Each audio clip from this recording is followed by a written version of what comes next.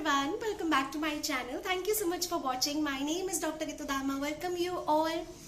आज की ये वीडियो है हमारी जो न्यू सीरीज है a comparison of the chronic miasms by Phyllis Speight, उस बुक के इंट्रोडक्शन के बारे में। लास्ट टाइम हमने बात की थी फॉरवर्ड के बारे में, आज हम बात करेंगे इंट्रोडक्शन के बारे में। एक और चीज मैं आपको बता दूं, मेरे इंस्टाग्राम हैंडल का जो लिंक है वो मैं डिस्क्रिप्शन बॉक्स में दे दूंगी।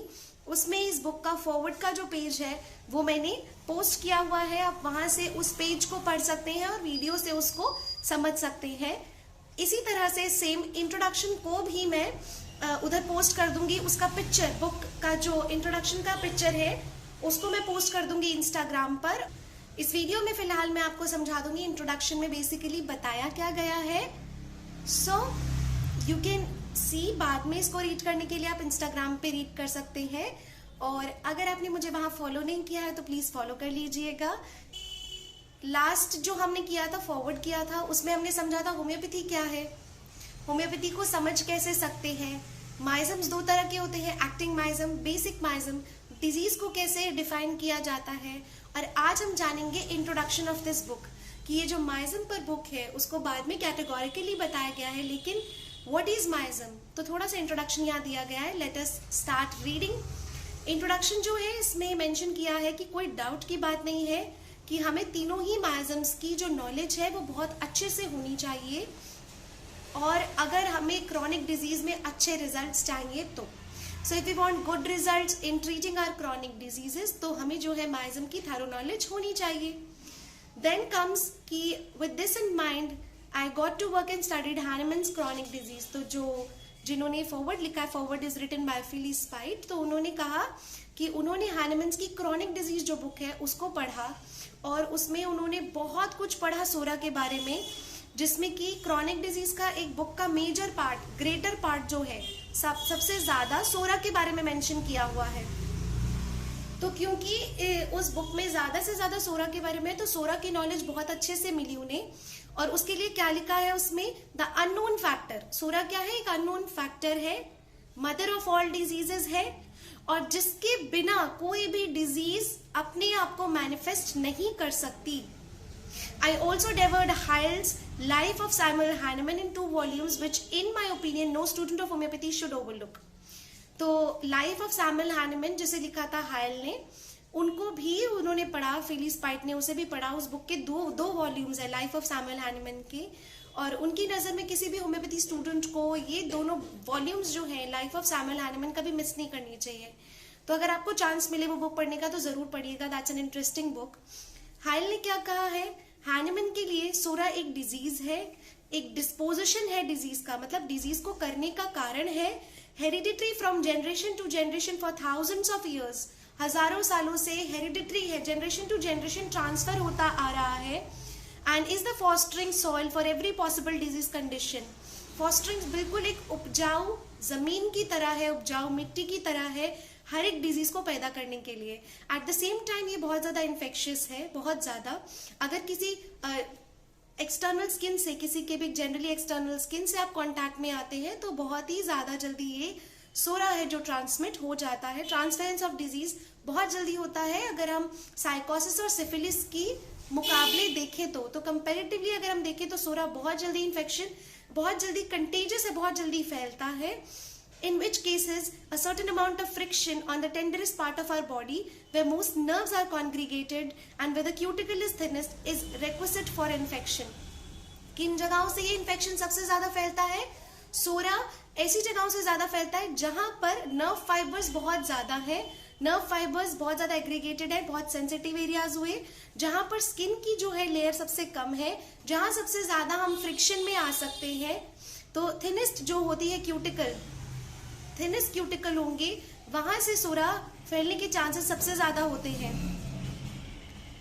लेकिन हर कोई, हर एक परिस्थिति में, हर एक सर्कमस्टांसेस में सोरा से इन्फेक्शियस होने के लिए बहुत बहुत प्रोन टू होता है, बहुत जल्दी हो सकता है। अब हैनेमन क्या कह रहे हैं, हैनेमन कहते हैं psora it is that oldest, most universal, most pernicious and yet least known chronic miasmatic disease which has been deforming and torturing the nation for thousands of years. तो क्या कह रहे हैं हैनिमैन, सोरा सबसे ज्यादा ओल्डेस्ट है, सबसे ज्यादा यूनिवर्सल है, बहुत ज्यादा परनीशियस है, लेकिन फिर भी क्रॉनिक माइजमेटिक डिजीजेस में सबसे ज्यादा कम जाना गया सोरामाइजम है। इसीलिए जो देखा आपने क्रॉनिक डिजीज का मेजर पार्ट बुक का डिवोट किया गया है सोरा को, क्योंकि हजारों सालों से ये एक बेस फाउंडेशन हुआ हर एक डिजीज को कॉज करने का, और उसी को सबसे कम जाना गया, इसलिए उसी को समझाने के लिए सबसे ज्यादा इस पर एम्फेसाइज किया गया है। 7/8 of all the chronic maladies prevalent are ascribed by Hahnemann to SORA। तो कितनी 7/8 पोर्शन जितनी भी क्रॉनिक मैलिडीज है उसको हैनिमैन ने सोरा कैटेगरी में डाला है। जो बाकी 8 जो हो गई है वो सिफिलिस एंड साइकोसिस में आती है, कॉम्बिनेशन में भी आती है, मतलब या तो साइकोसिस में होंगी या सिफिलिस में होंगी या कॉम्बिनेशन में होंगी। सोरा जो है 7/8 ऑफ क्रॉनिक मैलिडीज को, क्रॉनिक डिजीजेस को कंप्राइज करती है। हैनिमैन को बहुत साल लग गए ये थियोरी माइजम की समझने के लिए और उसको इतना ब्रिलियंटली लिखने के लिए, लेकिन रिलेटिवली सिफिलिस और साइकोसिस पे बहुत ही कम लिखा गया, या फिर और ट्यूबरक्युलर पे तो कुछ भी मेंशन नहीं किया गया था। Tubercular is the combination of psora and syphilis, तो ट्यूबरक्युलर माइजम पे तो बहुत ही कम लिखा गया था। नेक्स्ट बुक जो उन्होंने पढ़ी क्रॉनिक डिजीज के बाद, उन्होंने पढ़ी डॉक्टर J.H. एलन की 2 वॉल्यूम्स, क्रॉनिक माइजम की 2 वॉल्यूम। वॉल्यूम 1 में उन्होंने सोरा, सूडोसोरा और सिफिलिस के बारे में बताया है, और वॉल्यूम 2 में उन्होंने साइकोटिक माइजम के बारे में बताया। तो उन्होंने, क्योंकि जो क्रॉनिक डिजीजेस बुक है हैनिमैन की, उसमें उतनी ज्यादा डिटेल्स नहीं थी, सोरा के अलावा बाकी कोई माइजम नहीं था, तो अगर इस कैटेगरी को पूरा करना था, इस बुक को पूरा करना था, तो सभी माइजम की नॉलेज होनी बहुत ज्यादा जरूरी है। तो उन्होंने J.H. एलन की दोनों वॉल्यूम्स पढ़े, जिसमें फर्स्ट वॉल्यूम में सिफिलिस, सोरा, सूडोसोरा, सिफिलिस दिया गया था, और वॉल्यूम 2 में साइकोटिक माइजम दिया गया। ये जो इंस्ट्रक्टिव वर्क है, फिर वो जहां से हैनिमैन ने छोड़ा उसके आगे से कंटिन्यू किया डॉक्टर J.H. एलन ने, giving more of information syphilis और साइकोसिस के बारे में, सूडोसोरा के बारे में बहुत ज्यादा इंफॉर्मेशन उन्होंने प्रोवाइड की, और सूडोसोरा को उन्होंने ही उसे ट्यूबरक्युलर टेंट का नाम दिया। As I started everything I could find on the subject, I realized how much easier it would be if all the facts were collected together and put down in some sort of order। तो जब ये इसे पढ़ने लगे तो उन्हें ये चीज रियलाइज हुई कि अगर हम इसको कैटेगोरिकली किसी चीज में डाल देते हैं, इस तरह से हम इसको पेश करते हैं, तो इसको पढ़ना बहुत आसान हो जाएगा अगर हम इसे एक ऑर्डर में पेश करें तो। और ये जो बुक है वो उसका रिजल्ट है। जब इन्होंने उसको पूरा ऑर्डर में लगाया तो ये बुक उसका कंक्लूजन निकल कर आई। उन्होंने क्या किया, 4 कॉलम्स बनाए, सोरा, सूडोसोरा, सिफिलिस, साइकोसिस, और इसी तरह से उन्होंने वो चारों की कंपैरेटिवली, जिसे हम कहते हैं कंपैरेटिव, है ना, इसका बुक का नाम है कंपैरिजन ऑफ क्रॉनिक माइजम, तो कंपैरेटिव तरीके से कैटेगोरिकली उन्होंने डिवाइड किए 4 कॉलम्स। फिर उन्होंने सेक्शंस बनाए, मतलब पहले माइंड से शुरू करके फिर उन्होंने स्टार्ट किया माइंड, देन हेड, बिल्कुल सिस्टमैटिकली टॉप टू बॉटम उन्होंने स्टार्ट किया, ऐसे सेक्शंस बनाए, ताकि अगर माइंड हम पढ़ रहे हैं तो पहले हम सोरा का माइंड पढ़ लें, सूडोसोरा का, सिफिलिस का, साइकोसिस का, इस तरह से हर एक सेक्शन को हम जो है कंपेयर करते चले और जल्दी याद हो जाएगा। और ये जो फॉर्म है, अब आप सोच सकते हैं इसको कितनी ज्यादा कितनी ज्यादा मेहनत लगी होगी इसको इस तरह से अरेंज करने के लिए। It is unfortunate that the miasms are to a very great degree ignored today। miasms को बहुत ज्यादा इग्नोर किया जाता है और इसी वजह से होम्योपैथी थोड़ा डिसरिप्यूट में आ जाता है। Demonstration that in order to cure, it is essential to consider these miasms as they are the basic cause of chronic disease। तो miasms को ध्यान में रखना बहुत ज्यादा जरूरी है। No claim to originality is made। All the facts in the following pages have been extracted from the books mentioned above।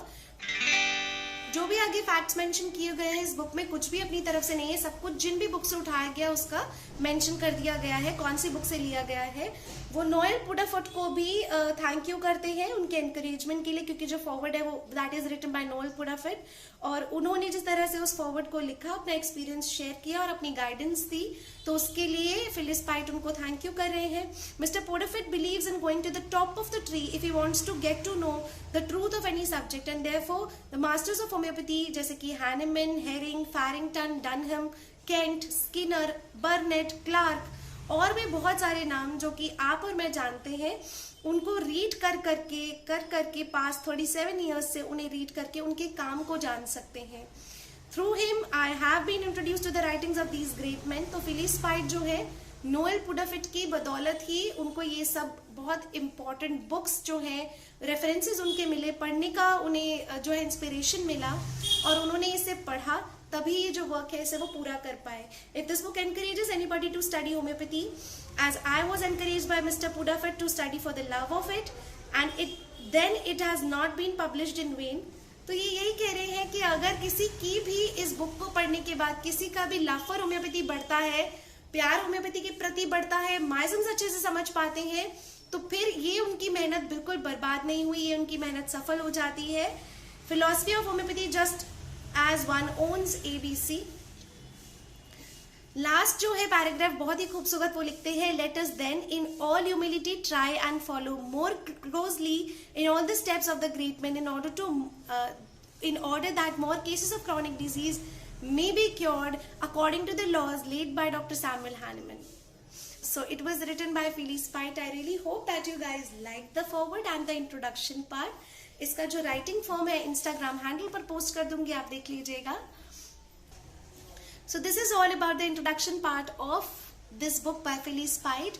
I really hope that you like this video. Next video जब इसकी आएगी तो हम start करेंगे, actually we will dig into the column and the category from comparison form of Misons, जिसे आप notes बनाते चलिएगा, आपके लिए बहुत easy हो जाएगा। तो next video से आप और हम notes बनाएंगे और उन सब notes को मैं post करती जाऊंगी अपने Instagram handle पर। Please do follow there, please do like, share and subscribe to my channel if you haven't subscribed it till yet.